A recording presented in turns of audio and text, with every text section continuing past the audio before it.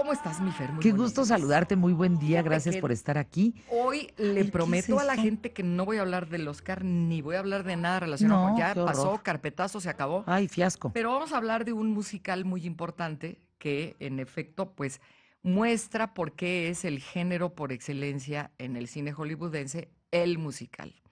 Esto se llama el cantante de jazz o el cantor de jazz, como también se le conoce en algunos países en español, The Jazz Singer. Es una película del año 1927 que, por cierto, este año, ahorita me di cuenta, está cumpliendo sus 90. Es una película que tiene la importancia de que trajo el sonido al cine. ¿De qué manera la trajo? Bueno, resulta que por allá del año 27, como les digo, principios del 27, o quizá finales del 26, estaban haciéndose el cine mudo, tenía un gran apogeo, la gente iba mucho a las salas, las películas de Charles Chaplin eran, bueno, verdaderamente taquillerísimas. Vitaphone de Nueva York llega a Warner, y esto lo encontré en un artículo muy interesante del País.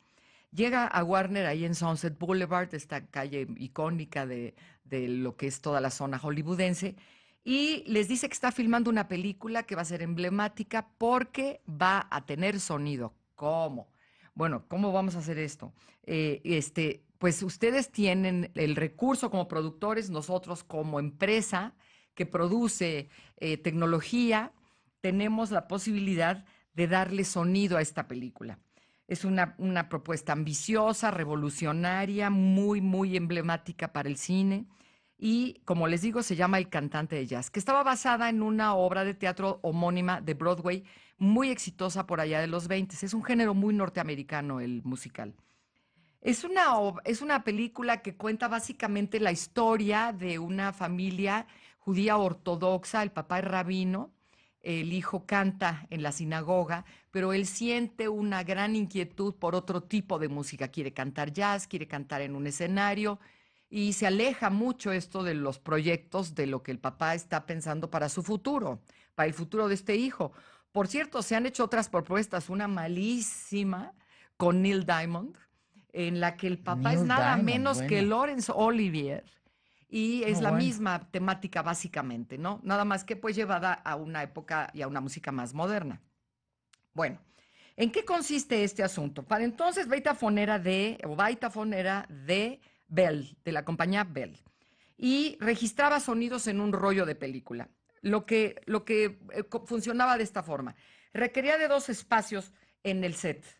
Uno era de madera, eran como dos cubículos de madera, en donde estaba la cámara que registraba las imágenes en un negativo.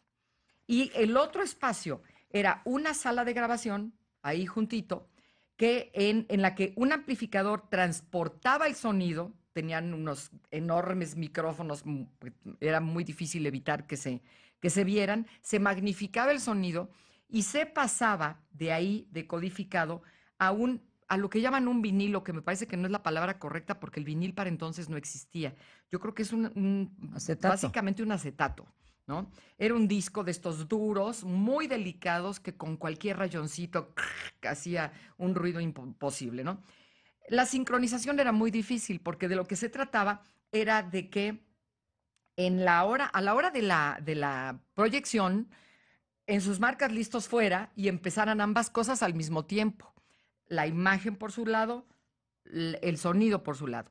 El cantante de jazz tiene solamente 12 minutos de sonido, unos diálogos y esta canción que escuchamos ahora, que la cantaba el protagonista, que se llamaba Al Jolson y que es Mami, que es una canción My Mami, como decía a la hora del, porque además él en algún momento tiene una especie de rompimiento con su familia. Es doloroso para el padre que el hijo, que tanto él tiene puestas sus complacencias dentro de su trabajo en la sinagoga, él como rabino, que el hijo se va a alejar de todo esto y se va a ir a un mundo pues un poco desprestigiadón. Todo este asunto, pues para el papá era triste, pero él adora a su mamá, a su mami, y es la canción que le canta, ¿no? Bueno, a la hora de que la película empezaba, Warner entonces adquiere los derechos, Warner filma ya con el Vitaphone, adquiere los derechos con grandes riesgos, porque todo mundo lo veía como algo, no, hombre, esta es una novedad que va a pasar, ¿no?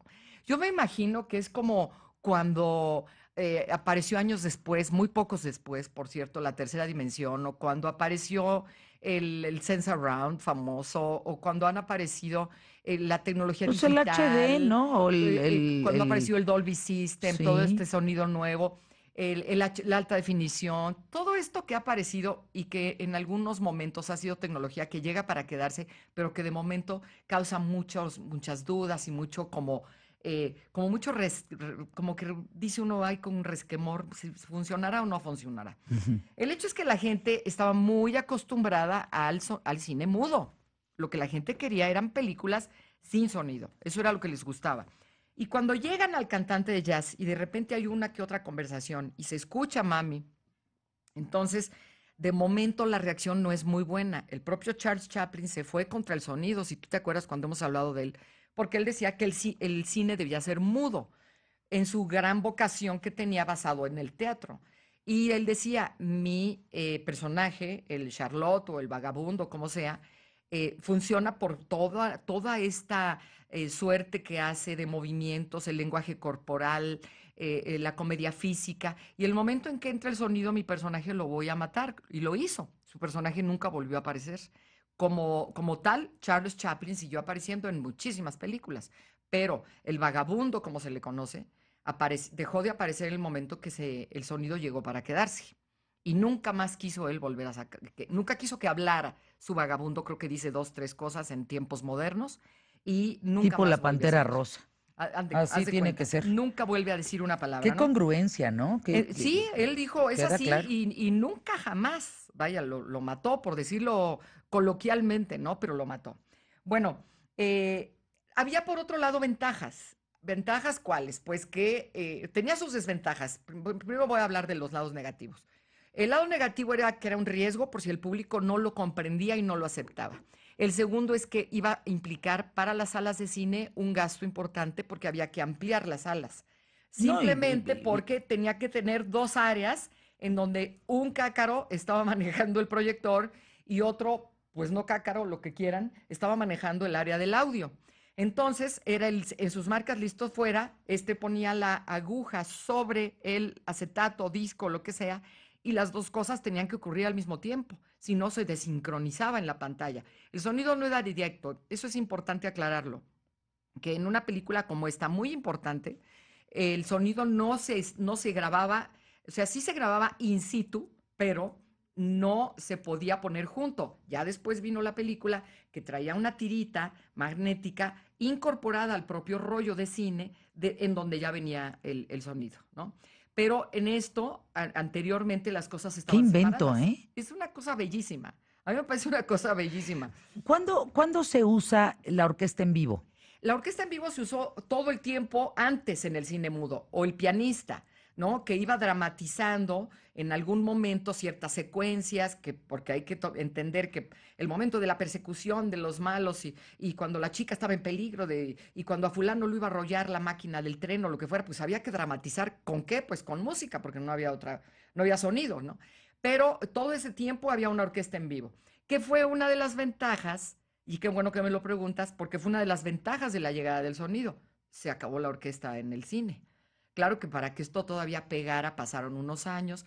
Hay quien piensa que no es la primera película muda, es de alguna manera la reconocida oficialmente. Se reconoce otra del año 31, pero también se reconocen cortometrajes que tenían una forma de sonido muy rudimentaria para ese momento. Hay que entender que estamos hablando de hace casi un siglo.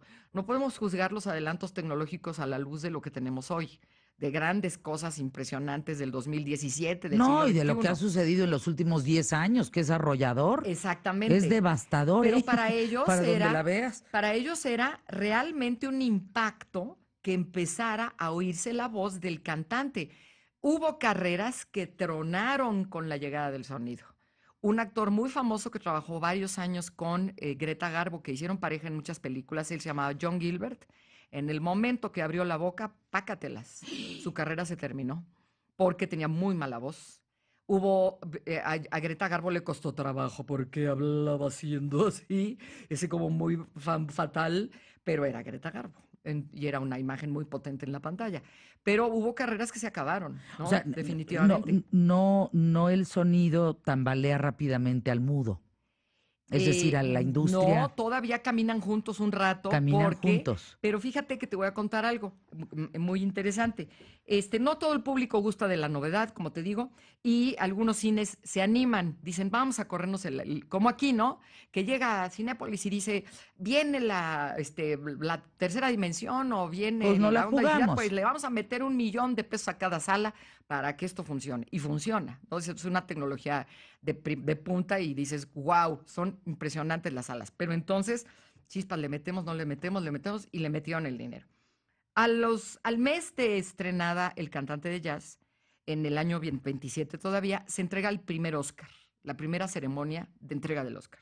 Y a Daryl Zanuck, que para entonces era el director de Warner Brothers, lo llaman y le dan un Oscar honorífico y le dicen por producir El Cantante de Jazz, pionero en la excepcional película sonora que revolucionará la industria. Y pues tenían razón, ¿no? Ahí sí, la gente se volvió loca. Ahora, como te digo, no fue la primera, pero porque varios cortometrajes tienen alguno que otro sonido, no grabados directos, sino siempre separados, hecho una cosa por un lado, con una tecnología. Ujú. Y el chiste, pero además era muy curioso, ya para terminar, que era muy sensible el material del disco, fácilmente se rayaba, alcanzaba para 20 proyecciones y después de 20 proyecciones A la ya, basura. ya sonaba como chencha. Con el Y, gis. exacto, y además la aguja fácilmente chocaba o cualquier movimiento y echaba a perder ese disco. Entonces había que volver a repetirlo.